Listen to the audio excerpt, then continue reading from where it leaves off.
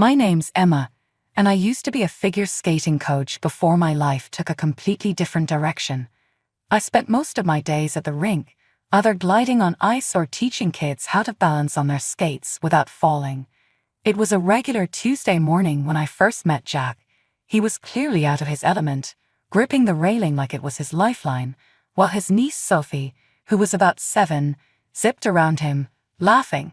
"Hey, need a hand?" I skated over to Jack, amused by his cautious stance. He looked up, relief all over his face. "Yeah, thanks. I'm Jack, and this is Sophie," he said, gesturing to his whirlwind of a niece who was now attempting a spin. "Emma." I introduced myself with a smile. "And don't worry, you're not the first adult here to look like they're auditioning for Bambi on ice." He chuckled, relaxing a bit. "That obvious, huh? I'm just trying to keep up with her." He nodded towards Sophie. "But I swear she's more at home here than I am in my office." We chatted as I gave him a few tips on skating without clinging to the sides. He picked it up quickly, maybe because he didn't want to embarrass himself in front of Sophie. Either way, it was fun watching him get the hang of it. "Uncle Jack, look," Sophie called out, doing a little jump. I laughed. "She's a natural. Ever thought of getting her into lessons?" Jack glanced at me, then back at Sophie, who was skating toward us. "I've thought about it. Do you give lessons?" "Sure do," I replied. "I teach kids her age all the time." She fit right in. He seemed to consider it as he watched Sophie join us, her face flushed with cold and excitement. "What do you think, kiddo? Want to learn some cool tricks?" Sophie's eyes lit up. "Yes, please, Uncle Jack." He nodded, looking back at me. "Guess we're signing up then." From that day, Jack started bringing Sophie to her lessons regularly. We talked more and more. He had a dry sense of humor that I liked. Sometimes he'd even lace up a pair of skates and try a few moves himself. One day, after the rink had emptied and it was just the two of us, he asked me out. It was straightforward, no fancy lines. Just a simple, "Want to grab dinner sometime?" That dinner led to many more, and before I knew it, we were inseparable. Life after marrying Jack settled into a comfortable rhythm faster than I expected. Moving out of my small apartment and into a house with him felt like the first real grown-up thing I'd ever done. We filled it with furniture, laughter, and eventually the cries and giggles of our kids. Jack's family was a big part of our lives. His mom, Linda, and dad, David, were over so often it felt like they lived with us half the time. Linda loved fussing over everything, from the garden to my cooking, which she praised even though I knew I wasn't a master chef. "You've got to teach me how to make this lasagna, Emma," she'd say with genuine enthusiasm as she helped herself to another hefty slice. "It's no secret recipe, Linda," I joke back. "Just follow the instructions on the box and add a pinch of love." She'd chuckle, wiping her mouth with a napkin. Jack's sister, Jessica, and her daughter, Sophie, were regulars too. Sophie was growing up so fast, and watching her play with my kids brought a peace and happiness that was hard to describe. One Sunday, while the kids sprawled on the living room floor with their coloring books and toys, Jessica and I sipped coffee in the kitchen. "You've made a nice life here, Emma," Jessica noted, her tone a mix of admiration and a hint of wistfulness. "I guess we did, huh?" I responded, leaning back in my chair. "It's noisy, messy, and chaotic, but it's ours." Jessica laughed, her voice echoing slightly in the kitchen. "That's family. Jack's really stepped up, hasn't he? Being a dad suits him." I smiled, thinking about how Jack had embraced fatherhood with surprising grace. "He's great with them, though he's been working so much lately." "Yeah, he mentioned the new project at work. Sounds like a beast," Jessica sympathized, stirring her coffee absent-mindedly. Jack had been staying late more often, coming home after the kids were already asleep. I understood his job was demanding, especially now that he was the sole breadwinner since I quit working to raise the kids. That night, after the kids were in bed, and I was folding laundry, Jack came home. He looked exhausted, his suit rumpled and his hair a mess. "You look like you've been through a war," I said, half joking as I walked over to help him with his coat. Jack forced a smile, his eyes tired. Feels like it sometimes. These clients are driving me at the wall. We ate in comfortable silence, the kind that comes from knowing someone so well that words aren't always necessary. But underneath that comfort, a thread of worry nagged at me. Jack seemed to be pulling away, lost in his work. Later, as we lay in bed, I turned to him, the moonlight casting shadows across our room. "You okay? You've been really distant lately. Talk to me." Jack turned to face me, his expression unreadable in the dim light. "I'm just tired, Emma. It's this project. It won't be like this forever, I promise." As I drifted off to sleep, I hoped he was right, that this was just a temporary wedge, and nothing more. I feared what it might mean if our little bubble of domestic bliss burst. When I found out I was pregnant with our third child, it was a mix of joy and apprehension. I told Jack the news one evening after he came home late, looking as weary as ever. "Jack, I have something to tell you." "I'm pregnant," I said, my voice filled with excitement and nervousness. He looked up, surprise etching his face before it softened into a smile. "Really? Wow, that's great, Emma," he said, and for a moment he seemed genuinely happy, the tired lines around his eyes smoothing out. But the smile didn't reach his eyes, and he sank into the chair as if the weight of another responsibility was too much to bear. "It's wonderful news," I continued, trying to gauge his reaction. "But Jack, I'm going to need you more at home. With 3 kids, it's going to be a lot." Jack's face changed then, the brief joy fading as reality set in. "More at home, Emma. You know my work's crazy right now. How am I supposed to?" "I know, but it's our family, Jack. They're your kids too," I interrupted, feeling a sting of frustration. "I do my part, Emma," he snapped back, his voice rising. "I work all day to provide for us. I need to rest, not come home to more work and screaming kids." I swallowed hard as he walked away, feeling more alone than ever. His words hurt, but I tried to shake it off, telling myself he was just stressed. The months that followed were tough. As my belly grew, so did the distance between Jack and me. He started using work as an excuse to stay away, coming home only to lock himself in his office or leaving before dawn for so-called business trips. When our third child, Cho, was born, I hoped it might bring us back together, that seeing her tiny face would remind Jack of what was important, but it only seemed to push him further away. He barely looked at Chloe, and when he did, it was with a hollow kind of detachment. "Jack, won't you hold her?"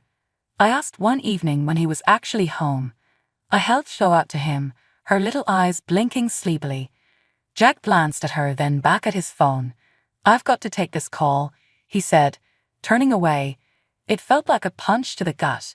I nodded, saying nothing, and turned back to Chloe, whispering apologies into her soft hair. Days turned into weeks, and Jack's absences grew longer. When he was home, he seemed irritated by the smallest noise, and I felt like I was constantly smoothing things over, keeping the kids quiet, keeping the house calm, while my own heart was anything but. One day, as the evening wound down, my phone rang. It was a number I didn't recognize. Hesitating for a moment, I answered it while trying to soothe the fussy Chloe after her nap. "Mrs. Thompson," a deep voice inquired on the other end, sounding formal and serious. "Yes, this is she. How can I help you?" I replied. "This is Mark Spencer, the director at your husband's company. I'm sorry to disturb you, but we've been trying to reach Jack all day. We urgently need him back at the office." A cold chill ran down my spine. "Oh, he's on a business trip right now and won't be back until next week," I responded, trying to keep my voice steady despite the sudden thump of my heart. "That's impossible, Mrs. Thompson," Paul said, sounding confused and a bit impatient. "We don't have him down for any business trips. In fact, he took personal leave, saying he needed to help at home with the new baby." My hand tightened around the phone. "There must be some mistake," I stammered. "He left for a trip a few days ago." There was a pause, then Paul spoke again, his voice softer. "I see. If you do hear from him, please have him contact me directly. It's urgent." I hung up, the silence in the room now deafening. Jack's lies were unraveling faster than I could keep up. He wasn't on any business trip. He'd been lying for who knows how long. The pain of reanimation was sharp and almost physical. I tried to focus on the rest of the day, but my mind was spinning with dark, tangled thoughts. When Jack finally came home later that week, acting like nothing was wrong, I felt sick watching him. He kissed me on the forehead and complained about the long flight he'd supposedly just endured. I said nothing about the call from his director, instead, choosing to watch and wait. The next day, as Jack took a long shower, I noticed his phone lying on the dresser. It wasn't password protected. My hand shook as I picked it up and started going through his messages. Right in front of me were dozens of texts and photos. Not just any photos, but intimate ones with his secretary, a young woman named Olivia. They spoke of meetings when he was supposedly working late and little getaways during his so-called business trips. I felt like I couldn't breathe. My hands automatically forwarded the messages and photos to my email. I needed proof. After making sure there were no traces of what I'd done, I put his phone back exactly where he'd left it. Jack came out of the shower, relaxed and oblivious to the storm raging inside me. He rambled on about his day, complained about being tired, and how he needed a quiet evening. "Rough day," I managed to ask, keeping my voice neutral. "Yeah, you know how it is. Non-stop action," he replied, collapsing on the sofa and flipping through the channels. I just nodded, feeling numb. After making sure the kids were settled in their beds, I sat at the dining table, long after Jack went to bed, staring at the empty chairs around me. My life as I knew it was falling apart. Seeing Jack every day, knowing what I knew, felt like swallowing poison. My heart burned with silent rage, yet I kept smiling, holding my plans close to my chest. I was determined to expose his betrayal and lies in front of everyone we cared about. With my birthday fast approaching, I knew it would be the perfect stage to reveal the truth. I started planning the party with a single focus, sending out invitations to all our family and friends and rehearsing my speech late at night when the house was quiet. "Jack has been living a lie," I practiced saying to my reflection, my voice steady. "And we've all been his audience." Jack seemed oblivious to my inner turmoil. He even helped with the party preparations, suggesting decorations and discussing the menu. The cruel irony of his involvement wasn't lost on me. The day before my birthday, everything was set. The decorations were up, the food was ordered, and my speech was burned into my mind. That's when Jack dropped his bombshell. "I've got to head out to the airport tonight. Urgent business in Chicago that can't wait. I'll be gone for 2 weeks," Jack announced casually over dinner, as if he were merely stepping out for a quick errand. My fork clattered to my plate. "But my birthday is Jackaro. You can't be serious." Jack didn't meet my eyes. "I'm really sorry, Emma. It's this new client, a big opportunity I can't pass up." I knew better. There was no client, no business trip. It was her, his mistress. "Oh, right, work," I said, the word bitter on my tongue. "I'll make it up to you, Emma. We'll celebrate when I get back, okay?" He smiled at me, but I didn't return it. As he walked away, my thoughts raced. This was it, the moment where I could have brought everything crashing down around him. But he was leaving, and my plans for a public confrontation were ruined. I watched from the window as he drove away, my heart a mix of fury and despair. My birthday would still come, and though my plans were foiled for now, this wasn't the end. I would find another way, a better moment to reveal the truth. The morning after Jack left was the day of my birthday party. The house quickly filled with family and the warm chatter of familiar voices. My parents were the first to arrive, followed closely by Jack's parents, his sister Jessica, and her daughter Sophie. They came bearing gifts and smiles, ready to celebrate. As the children played in the background, my mother-in-law Margaret looked around, her expression puzzled. "Where's Jack? Isn't he joining us for your birthday, Emma? I hesitated, a lump forming in my throat. I had planned this moment and rehearsed the words, but facing it head-on felt overwhelming. Actually, can we gather in the living room? There's something important I need to discuss with all of you, I managed to say, my voice steady. Curious and somewhat concerned, everyone moved to the living room, settling into the sofas and armchairs. I asked Sophie to watch over the younger kids, ensuring they were occupied and away from what was about to be an adult conversation. Once everyone was seated, I took a deep breath, holding on to the back of the couch for support. Margaret's eyes were fixed on me, filled with worry. Emma, what's wrong? Where's our son? I pulled out my phone, opening the gallery where I'd saved the evidence of Jack's infidelity. There's no easy way to say this, but Jack hasn't been honest with us. I began, my voice clear despite the shaking of my hands. I turned the screen to face them, showing a photo of Jack with his mistress, their intimacy undeniable. A gasp echoed through the room, most audibly from Margaret and David, Jack's parents. Jessica's hand flew to her mouth, her eyes wide with shock. For years now, Jack has been distant, more involved with her than with his own family. I continued, the words tasting bitter. He told me he was on a business trip yesterday, on the eve of my birthday, but that was a lie. He's with her right now. The silence that followed was heavy, loaded with betrayal and disbelief. Margaret's face crumbled, tears welling up in her eyes. David's jaw clenched, his hands balled into fists. Margaret reached out, taking my hand. Oh, Emma, how long have you known? Only a few days, I admitted. I found out just before he left. I'm sorry to drop this on all of you like this, but I didn't know what else to do. David stood up abruptly, pacing a few steps before turning to face me. He's my son, but I can't condone this, not when he's hurt you and the kids like this. What are you planning to do, Emma? My resolve hardened, fueled by their support.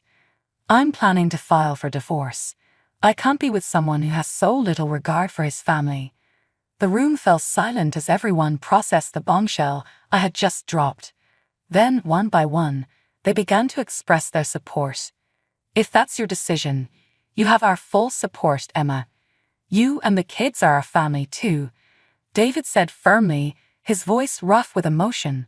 Margaret squeezed my hand tighter. Whatever you need, we're here for you.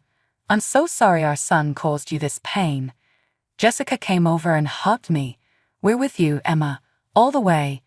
Jack needs to answer for this. I was grateful for their support, but I voiced a concern that had been gnawing at me. I don't know what I'm going to do next, I admitted. I can't stay in this house. It's too much, but I've got nowhere to go with the kids. My parents immediately offered to take us in. You and the kids can come back home, my dad said, his voice steady and reassuring. But before I could respond, David spoke up. Actually, the house you're living in now, David started, his tone serious. It's under my name. I think it's best if we sell it. There's a house near ours that's just come on the market. It would be perfect for you and the kids. The room paused, everyone processing David's words. My mother-in-law clapped her hands, a smile spreading across her face. Oh, that would be wonderful. Having the grandchildren close by and Emma too. It would mean the world to us. The decision was made quickly after that. David and Margaret moved forward with selling the house. It was a whirlwind, and before I knew it, they had not only sold it but also purchased the new home near them. The efficiency and support from Jack's family were overwhelming in the best way possible. The move was a flurry of activity. Boxes were packed, furniture moved, and my life was repacked into a new setting with incredible speed. My parents, David, Margaret, and Jessica were all hands on deck, making the transition as smooth as possible. During these days of setting up our new home, I finally dealt with the last piece of my old life with Jack. I gathered all his belongings, which weren't many since he'd taken most with him on his supposed business trip. With the help of my father, I shipped everything to Jack's office. Included in the boxes was a letter, not just to him but to his director. I detailed everything from the affair to the lies about his business trips. That night, after the kids had gone to bed in their new rooms, I stepped out onto the small porch of our new house. The air was cool, the sky clear and full of stars. David came outside to join me. "How are you holding up?" he asked, his voice gentle. "I'm okay," I said, looking out into the night. "Actually, I'm more than okay. I feel free." David nodded, understanding. "Good. You deserve to be happy, Emma. All of you do." "We will be," I replied, a newfound resolve strengthening within me. "We're going to be just fine." And as we stood there, the quiet night around us, I believed it. With the support of my family and the promise of new beginnings, I was ready to face whatever came next. I wasn't just surviving, I was ready to thrive. The real drama unfolded when Jack returned from his business trip. He went straight to our old house, expecting everything to be as he left it. I heard about what happened next from Jessica, who heard it from a neighbor. Jack tried to unlock the door, but of course the keys didn't work. New locks. He started pounding on the door, loud enough to startle the new tenants who had just moved in. Confused and annoyed, the man who opened the door was met with Jack's bewildered and angry face. "Where's Emma? What the hell are you doing in my house?" Jack demanded, his voice booming. The new tenant, taken aback by Jack's aggression, threatened to call the cops. Flustered and fuming, Jack pulled out his phone and dialed my number. I answered, knowing this call was inevitable. "What the hell, Emma? Why can't I get into the house? Who are those people?" Jack's voice was loud and frantic over the phone. I replied calmly, each word deliberate and clear. "I sold the house, Jack, and I'm not going to tell you where we are now. You should probably go stay with your mistress." The line went silent for a moment before he erupted again, cursing and demanding explanations. But I had said what I needed to, and I hung up. My heart pounded, but my resolve was steady. Jack, lost and desperate, went to his parents' house next. But David and Margaret were firm. They had already chosen their stand. When Jack showed up at their doorstep hoping for solace or a place to stay, David met him at the door. "We can't support you in this, Jack. What you did to Emma and the kids were ashamed." David told him, his disappointment heavy in his voice. Jack lost it then, yelling about being their son and how they couldn't just turn him away. But David was adamant, the door closing on Jack's pleas and curses. Back at work, things didn't go any smoother for Jack. I got the details from my friend Amy, who works in HR at Jack's company. The director had called him in first thing, laying down the consequences of his actions, not just the affair but the misuse of company time and resources. Jack was transferred to another branch effective immediately. His secretary was fired, the company keen to wash its hands clean of any part in Jack's personal mess. Jack was livid, lashing out as he packed his things, kicking boxes and throwing papers. It was a low point for him, but for me it was a strange kind of closure. I filed for divorce shortly after, citing his infidelity. I included the evidence I had gathered, making sure my case was ironclad. I wasn't vengeful, but I needed to secure a future for our children. The court proceedings were swift, thanks to the overwhelming evidence and Jack's somewhat tarnished reputation. In the aftermath, I turned back to the one thing that always brought me peace: figure skating. I got a job teaching at a local rink, morning sessions only, leaving my afternoons and evenings free to be with my kids. Life now is a far cry from where I was just a few months ago. The kids are thriving, closer to their grandparents, who spoil them with love and toys. My evenings are filled with homework, laughter, and the occasional movie night. It's simple, but it's ours. You think you know someone, and then one day you overhear a truth so sharp, it cuts the foundation of what you thought was real. That's what happened to me on a sunny Saturday afternoon in June, at what should have been a joyful family gathering to celebrate my brother Derek's engagement to his girlfriend Elise. I arrived at my parents' house around noon, a bottle of champagne in hand. Derek greeted me at the door with a huge smile. "Marla, you made it." We hugged and I followed him inside, where a few relatives were already mingling in the living room. I scanned the room for Elise and spotted her in the kitchen with my mom. "I'll be right back. Just going to put this in the fridge," I told Derek, heading to the kitchen. As I approached, I overheard Elise's voice, low and mocking. "And did you see that tacky ring he got me? I mean, you'd think with all his supposed success he could afford something halfway decent. But hey, once we're married, it's just a matter of time before I have access to the real money." I froze in the doorway, my stomach dropping. I couldn't believe what I was hearing. Elise, the woman my brother was about to marry, was only after his money? I ducked back out of view before they noticed me, my mind reeling. "Marla, there you are." Derek appeared beside me, startling me. "Ready to get this party started?" I forced a smile onto my face. "You bet. Let's celebrate." The next few hours crawled by in a haze. I watched Elise mingle and laugh, playing the part of the blushing bride-to-be, while an icy fist clenched tighter and tighter in my gut. I couldn't stand seeing her with her arm looped through Derek's, flashing her ring and gushing about wedding plans, knowing it was all fake. As the party wound down and guests started to leave, I pulled Derek aside. "Hey, can we talk for a sec, privately?" "Sure, what's up?" He followed me out to the back patio. I took a deep breath. "Derek, I overheard something today. Something Elise said. I think she might be using you for your money." Derek's brow furrowed. "What? That's ridiculous. Elise loves me. She would never do that." "I know it sounds crazy, but I heard her myself. She was making fun of your engagement ring and talking about getting access to your money once you're married." No way. You must have misunderstood." Derek shook his head, looking at me like I'd lost my mind. "Elise is the most genuine, caring person I know. I can't believe you'd even suggest that." "I'm just trying to look out for you," I pleaded. "I know what I heard." "I think you're just jealous," he snapped. "You've always had to be the center of attention, and now that I'm happy, you can't stand it. I'm not going to let you ruin this for me." With that, he turned and stormed back inside, leaving me alone on the patio, stunned and hurt. I couldn't believe he didn't trust me. But I knew deep in my bones that I was right about Elise, and I wasn't going to rest until I could prove it, no matter what it took. I had to save my brother from that gold-digging viper masquerading as the perfect fiancé. This was only the beginning. I steeled myself for the battle ahead as I headed back inside to say my goodbyes, already forming a plan.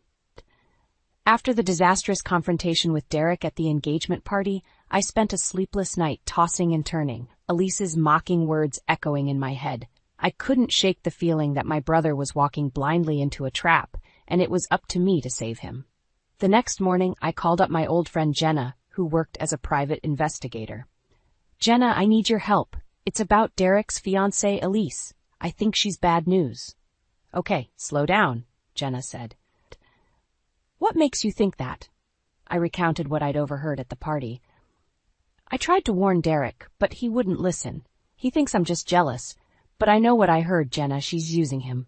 "All right, I'll see what I can dig up. Give me a few days." True to her word, Jenna called me back 3 days later. "Marla, I think you're onto something. I did some digging into Elise's background, and let's just say her past is shadier than a palm tree in July." "What did you find?" I asked, my heart pounding. "Seems like our girl Elise has a history of latching on to wealthy men, bleeding them dry, then moving on to the next target. She's got a trail of broken hearts and empty bank accounts in her wake." "I knew it."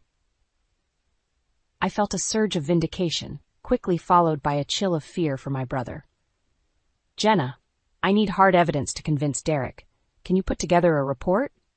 "Already on it. I'll email it to you by tonight."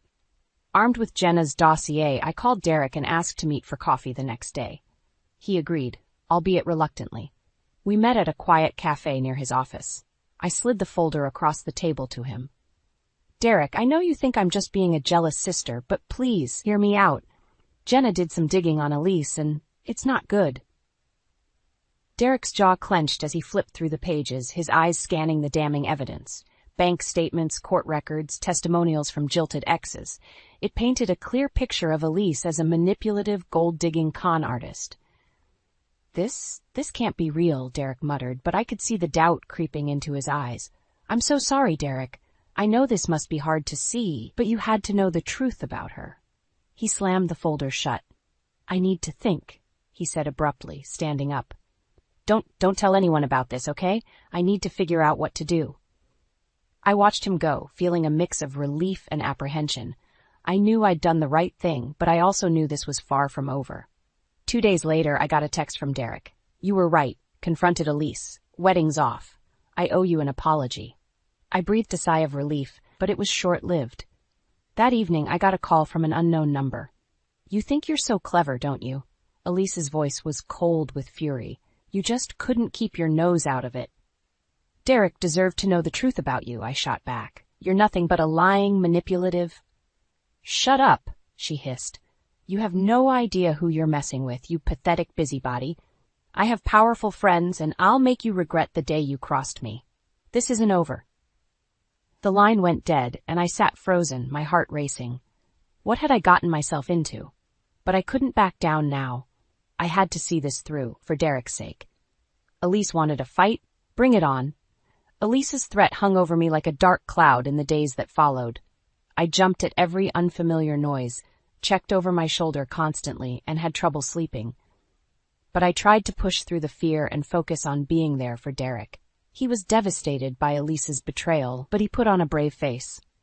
I just can't believe I was so blind, he said as we shared a somber drink at his place. Looking back, there were so many red flags. I feel like such a fool. She had us all fooled, I reassured him. The important thing is you found out the truth before it was too late. Derek managed a weak smile. Thanks to you. I'm sorry I didn't believe you at first. I should have known you'd always have my back. That's what family's for, I said, squeezing his hand. But even as I comforted Derek, I couldn't shake the feeling that Elise was out there somewhere, plotting her revenge. My fears were confirmed a week later when I got a call from Jenna. Marla, you need to be careful, she said urgently. I've been hearing whispers that Elise is on the warpath. She's been reaching out to some seriously shady characters, calling in favors. I think she's coming for you. A chill ran down my spine. What do I do, Jenna? Watch your back, upgrade your security system, and maybe consider getting out of town for a while, just until things blow over. But I couldn't just run and hide, not when Derek was still picking up the pieces of his shattered life. He had thrown himself into planning an extravagant charity gala, saying he needed something to keep him busy and take his mind off Elise. I don't know, Derek, I said when he told me about it. Do you really think a big flashy event is a good idea right now? Maybe we should keep a low profile. Nonsense, he said with forced cheer. The show must go on. Besides, it's for a good cause. I could really use your help pulling it all together. I hesitated, thinking of Jenna's warning, but the pleading look in Derek's eyes won me over. All right. I'm in. Let's make this an event to remember. We threw ourselves into the preparations, and for a while, I was able to push thoughts of Elise and her threats to the back of my mind, but they came rushing back with a vengeance 2 days before the gala. I was at Derek's place, going over the final guest list, when his phone buzzed with an incoming text. He glanced at it and went pale. It's from Elise. My blood ran cold. What does it say? With shaking hands, he showed me the screen. Looks like you're going to have a full house at your little party. Shame if something were to happen to all those nice rich people. But I'm sure you've got great security, right? Hate for there to be any accidents. I felt sick. Derek, you have to cancel the gala. This is serious. She's threatening people's lives. He sank into a chair, head in his hands. I can't. It's too late. Everything's already paid for. The invitations are out. I'll hire extra security. Take every precaution. I knelt in front of him, forcing him to meet my eyes. Derek, listen to me. No event is worth risking innocent lives. You have to shut it down. We'll find another way to support the charity, but this ends now. For a moment he hesitated, fear and indecision warring on his face. Then his expression hardened with resolve. You're right. I'll make the calls. The gala's off. He stood and walked out of the room, phone already at his ear. I slumped back against the couch, letting out a shaky breath. We'd averted one disaster. But I knew, deep in my bones, that this was only the beginning of Elise's revenge, and I had no idea just how far she would go. The fallout from canceling the gala was immediate and intense. Derek was bombarded with angry calls and emails from guests demanding explanations, vendors demanding compensation, and the charity expressing disappointment at the lost funding. He handled it all with grim determination, apologizing profusely and absorbing the financial hits, but I could see the toll it was taking on him. "I'm sorry, Derek," I said for the 100th time as we sat in his living room, surrounded by the detritus of the canceled event.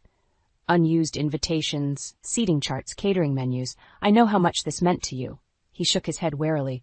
"It's not your fault, Marla. You were right to insist on canceling. I just wish—" He trailed off, his eyes distant. I understood. He wished he'd never met Elise, never fallen for her lies, wished he could go back to his life before she'd poisoned it. In the days that followed, I watched helplessly as my once vibrant, outgoing brother retreated into himself. He went through the motions at work, but the spark was gone from his eyes. He stopped returning friends' calls, stopped going out. It was like Elise had stolen a piece of his soul, and he didn't know how to get it back. I knew I had to do something, so I made a decision, one that I knew Derek wouldn't like. I was going to confront Elise directly. Using the information Jenna had gathered, I tracked Elise down to a high-end spa on the outskirts of town.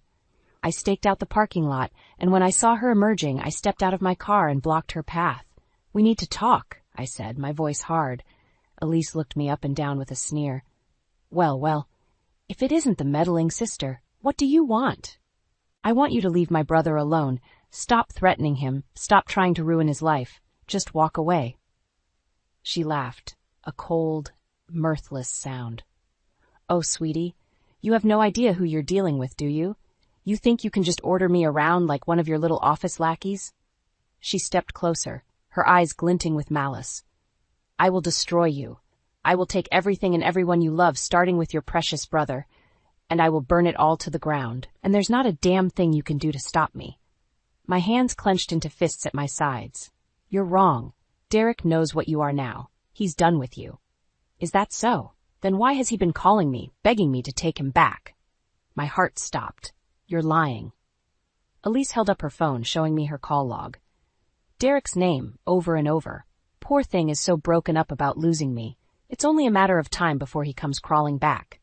And when he does, I'll bleed him for every penny, and I'll make sure he knows it's all your fault.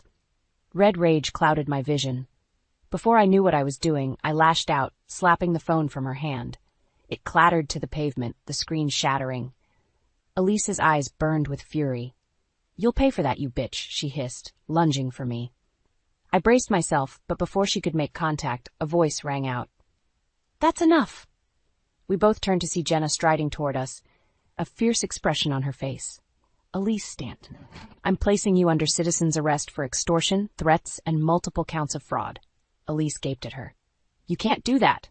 "Oh, I can, and I am. I've got enough evidence to put you away for a long time. Boys?" She nodded to two burly men who had appeared behind her. "Cuff her." As they wrestled a screaming, cursing Elise into a waiting car, Jenna turned to me. "You okay?" I let out a shaky breath. "I will be. Thank you, Jenna, for everything." She hugged me. "That's what friends are for. It's over, Marla. She can't hurt you or Derek anymore."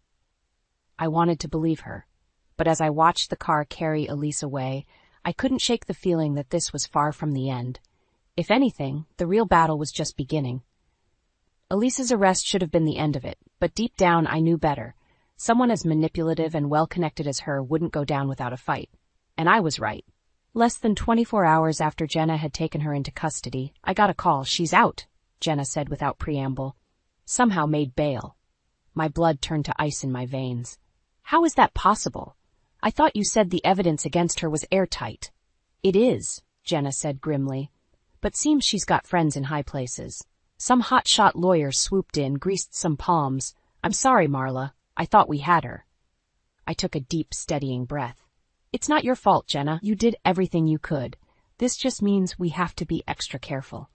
She'll be coming for us now. For me." I hung up and immediately called Derek, warning him about Elise's release and pleading with him to be cautious and alert. He was shaken but resolute. "We won't let her terrorize us anymore," he vowed. "It's time we put an end to this, once and for all." Easier said than done. Over the next few days, Elise's campaign of harassment and intimidation kicked into high gear. I received threatening messages, my car was vandalized, and I could swear I was being followed everywhere I went. Derek experienced similar incidents. Slashed tires, ominous packages left on his doorstep. It was psychological warfare, designed to make us feel vulnerable and afraid in our own lives. But we weren't about to back down. With Jenna's help, we started gathering even more evidence against Elise. Records of her past cons, testimonies from her previous marks, anything that would help ensure a conviction and a long sentence. It was risky, poking the hornet's nest, but we were determined to build an unassailable case. All the while, I was looking over my shoulder, jumping at shadows. The worst part was not knowing when or how Elise would strike. The anticipation was its own kind of torture. It all came to a head a week later. Derek called me, his voice tight with barely controlled panic. "Marla, she's here. Elise, she's in my apartment." My heart seized. "What? How? Derek, get out of there now. I'm calling the police." "No, no police. She says if we involve the authorities, she'll hurt Mom and Dad. Marla, I don't know what to do." "Stay calm," I said, though I was anything but calm myself. "I'm on my way.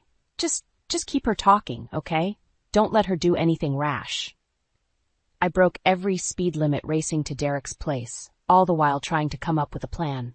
By the time I burst through his door, my heart was hammering out of my chest. I found them in the living room, Derek white-faced and shaking, Elise cool and composed with a smug smile playing about her lips. "Ah, Marla, so good of you to join us," she purred. "Elise," I said evenly, fighting to keep my voice steady. "You need to leave, now." She laughed. "Oh, I don't think so. You see, Derek and I were just coming to an understanding, weren't we, darling?" Derek wouldn't meet my eyes, his head down. Elise continued. "Here's how it's going to go.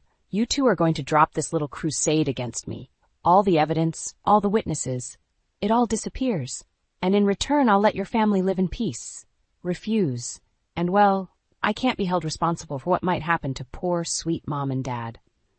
Rage and terror warred within me. This was the showdown I'd been dreading and anticipating. The moment of truth. I looked at Elise, at her cruel, triumphant face, and I knew I had a choice to make. Surrender to her threats and live under her thumb forever, or fight back with everything I had and risk it all. In that moment, staring into the face of evil, I made my decision. I squared my shoulders, looked her dead in the eye, and said the words that would change everything. "Bring it on, bitch." Elise's eyes narrowed at my defiance. "You're making a big mistake, Marla. You have no idea what I'm capable of." "No, Elise, you're the one who's mistaken," I shot back, my voice steady, despite the fear churning in my gut. "You've underestimated me, my brother, and the power of the truth, and that's going to be your downfall." I turned to Derek, who was watching our exchange with wide, anxious eyes. "Derek, it's time. We're ending this now." With shaking hands, Derek pulled out his phone and sent a single text. Moments later, the apartment door burst open, and in poured Jenna and a team of police officers. Elise whirled around, her face contorting with rage. "What is this?" she snarled. Jenna stepped forward, a fierce smile on her face. "This, Elise, is a sting operation. We've been recording everything. Every threat, every admission of guilt. It's all on tape." Realization dawned on Elise's face, quickly replaced by pure, unadulterated fury. She lunged at me, screaming incoherently, but the officers were too quick. They had her restrained and cuffed in seconds. As they led her away, Elise twisted in their grip to face me, her eyes burning with hatred. "This isn't over, Marla," she shrieked. "I'll destroy you for this. I'll destroy all of you." Then she was gone, her manic threats echoing in the sudden stillness of the apartment. I turned to Derek, my knees weak with relief. "We did it," I said, my voice barely above a whisper. "We got her." He pulled me into a fierce hug, his whole body trembling. "I'm so sorry, Marla, for everything. I should have listened to you from the start." "It's okay," I murmured, holding him tight. "It's over now. We're safe." But even as I said the words, I knew they weren't entirely true. Elise might be in custody, but her venom ran deep. This wasn't the end. It was just the beginning of a whole new battle. That battle began in earnest at Elise's trial. Despite the mountain of evidence against her, she fought tooth and nail, her high-priced lawyers using every dirty trick in the book to try and discredit our testimony. On the stand, Under the heat of the defense's cross-examination, I felt like I was the one on trial. They painted me as a jealous, manipulative sister, twisting my every word against me. But I held firm, clinging to the truth like a lifeline. Derek faced even worse in his testimony, forced to relive the pain and humiliation of Elise's betrayal. But he too stood strong, his voice never wavering as he laid bare the depths of her deceit. And then, the moment we'd been waiting for. Jenna took the stand, and one by one, she presented the recordings, the documents, the irrefutable proof of Elise's crimes. With each piece of evidence, I watched Elise's composure crack, her icy facade melting under the heat of her own incriminating words. In the end, the jury deliberated for less than an hour. When the verdict came back, the courtroom erupted, guilty on all counts. Elise was sentenced to 15 years in prison, with the possibility of more time pending further investigation into her past crimes. As they led her away in cuffs, Elise shot me one last venomous glare. "Rot in hell," she hissed. "Both of you." I just smiled, feeling the weight of months of fear and stress lift from my shoulders. "Enjoy prison, Elise. I hear orange is the new black." Derek and I walked out of the courthouse into the blinding sunlight, hand in hand. It was over. We were free. But as we stepped into the world ready to rebuild our lives, I couldn't shake one nagging thought. Elise still had powerful allies, a network of corruption and deceit. Was this truly the end? Or was it just a temporary reprieve in a war that was far from over? Only time would tell. But one thing I knew for certain, whatever battles lay ahead, Derek and I would face them together. And together, we were unbreakable. The morning after Elise's conviction, I woke to the shrill ring of my phone. Bleary-eyed, I glanced at the caller ID. Derek. A cold knot formed in my stomach as I answered. "Derek, what's wrong?" "Turn on the news," he said, his voice strained. "Now." I fumbled for the remote, my heart pounding. The TV flickered to life, and there she was. Elise, being led out of the courthouse in cuffs, a reporter shoving a microphone in her face. "Miss Stanton, do you have any comment on the allegations that you bribed a juror in your trial?" My blood turned to ice. Bribery? But before I could even process the implications, Elise spoke. "I have been wrongfully convicted," she declared, her voice ringing with righteous indignation. "And I know exactly who's behind this travesty of justice, Marla Newman." The camera cut to a picture of me, and I felt like I'd been punched in the gut. What was she doing? "Marla was obsessed with me, jealous of my relationship with her brother," Elise continued, her eyes wild. "She orchestrated this entire thing to destroy me. She threatened me, blackmailed me, and now she's tampering with the jury to make sure I go down." "That's insane," I shouted at the screen. "She's lying." But the reporter was already running with it. Shocking allegations from the convicted con artist Elise Stanton. Could this be a case of a vengeful sister going too far? Stay tuned as we investigate these explosive claims. I clicked off the TV, numb with shock and fury. She was doing it again, twisting the truth to paint herself as the victim. And now she was dragging me down with her. My phone exploded with notifications, texts, emails, social media tags, everyone wanting to know if it was true, if I really was the psycho-obsessed sister Elise made me out to be. I called Jenna in a panic. "You have to do something," I pleaded. "She's destroying me."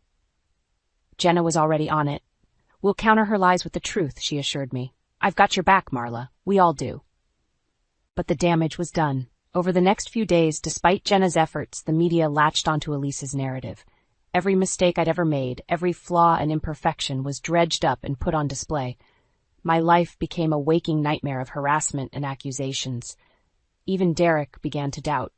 "Are you sure you didn't, I don't know, maybe go a little too far?" he asked hesitantly one night. I stared at him, hurt and disbelief rendering me speechless. After everything, how could he even question me? Seeing my face, he backpedaled. "I'm sorry. I didn't mean, I know you'd never do what she's accusing you of. I'm scared, Marla." I softened, pulling him into a hug. "I know. I am too. But we can't let her win. We have to fight." And fight we did. Jenna worked tirelessly to discredit Elise's claims, to prove that the bribery allegations were just another desperate ploy from a cornered liar. Slowly, painfully, the tide began to turn. Then, a bombshell. One of Elise's old associates came forward, offering proof that Elise herself had orchestrated the bribery scandal in a last-ditch effort to force a mistrial and escape justice. It was the final nail in her coffin. The story exploded, and suddenly everyone who had doubted me was falling over themselves to apologize, to distance themselves from the disgraced con artist. I watched it all unfold with a grim satisfaction, but no real joy. Because even though Elise was finally truly defeated, the scars she left remained. The doubt, the mistrust, the knowledge that someone I had once welcomed into my life could be so manipulative, so cruel. It would take time to heal, to rebuild what she had tried to destroy. But as I sat with Derek, watching as Elise was led away in cuffs once more, I knew one thing for certain. We had won. And no matter what lies Elise tried to spin, no matter what darkness she tried to spread, the truth would always prevail. Derek and I, our bond, was stronger than her hate, and that was a victory she could never take away. In the weeks following Elise's final downfall, life slowly began to return to normal, or as normal as it could be, after everything we'd been through. Derek threw himself into his work, determined to rebuild his reputation and his life. I stood by his side, supporting him every step of the way. But Elise's shadow still lingered. Despite being behind bars, her venom continued to spread. Nasty rumors circulated online. Old associates of hers came out of the woodwork with sordid tales of her past. It seemed her network of deceit ran even deeper than we'd imagined. One day, I received a chilling email from an anonymous sender. "You think you've won, but you have no idea what's coming," it read. "Elise has friends in high places. Watch your back." I showed the message to Jenna, my hands shaking. "It never ends," I said, my voice breaking. "She's still tormenting us, even from prison." Jenna's face hardened with resolve. "We'll find out who sent this," she vowed, "and we'll make sure they face consequences, just like Elise." True to her word, Jenna launched an investigation, and what she uncovered was staggering. Elise's web of corruption extended far beyond what we'd ever imagined. Crooked lawyers, dirty cops, even a judge or two in her pocket. It was a hydra of deceit, and every time we cut off one head, two more seemed to sprout in its place. But we kept fighting. Derek and I gave interviews, telling our story, exposing Elise's lies. Slowly, the tide of public opinion began to turn. Elise's empire crumbled, her allies scattering like rats from a sinking ship. Finally, the day of reckoning came. Elise and her co-conspirators were brought up on a slew of new charges: racketeering, obstruction of justice, witness tampering. It was the trial of the century, and Derek and I were the star witnesses. On the stand, facing Elise once more, I felt a strange calm settle over me. She glared at me, her eyes full of impotent rage, but I stared back unflinching. She had no power over me anymore. "Tell the court what happened, Marla," the prosecutor prompted. And I did. I told my story, our story, holding nothing back. I laid bare every manipulation, every cruel machination, and as I spoke, I watched Elise's face contort with fury, then fear, then finally defeat. The verdict was swift and unanimous. Guilty on all counts. Elise was sentenced to an additional 20 years, her allies receiving similarly harsh sentences. It was over. Really, truly over. As they led Elise out of the courtroom for the last time, she twisted in the officer's grip to face me. "I'll get out someday," she snarled. "And when I do, I'll come for you. I'll make you pay for this." I just smiled sadly. "No, Elise, you won't. You're going to spend the rest of your life in a cage, with nothing but your anger and your regrets for company, and that's a fate far worse than anything you could ever do to me." With that, I turned my back on her. Walking out of the courthouse and into the sunlight, Derek was waiting for me, a tentative smile on his face. "Is it really over?" he asked. I took his hand, squeezing it tight. "It's over. She can't hurt us anymore. We're free." And as we walked away, hand in hand, I felt a lightness in my heart that I hadn't known in years. The nightmare was finally over. And while the scars would always remain, I knew that Derek and I would heal, together. We had each other. We had the truth. And in the end, that was all that mattered. Elise had tried to destroy us, but she had only made us stronger. Our bond was unbreakable, forged in the fire of her hatred. And as we faced the future, unsure but unafraid, I knew one thing for certain. Whatever challenges lay ahead, we would face them head-on, side by side. Because that's what family does. And Derek and I? We were family, now and always.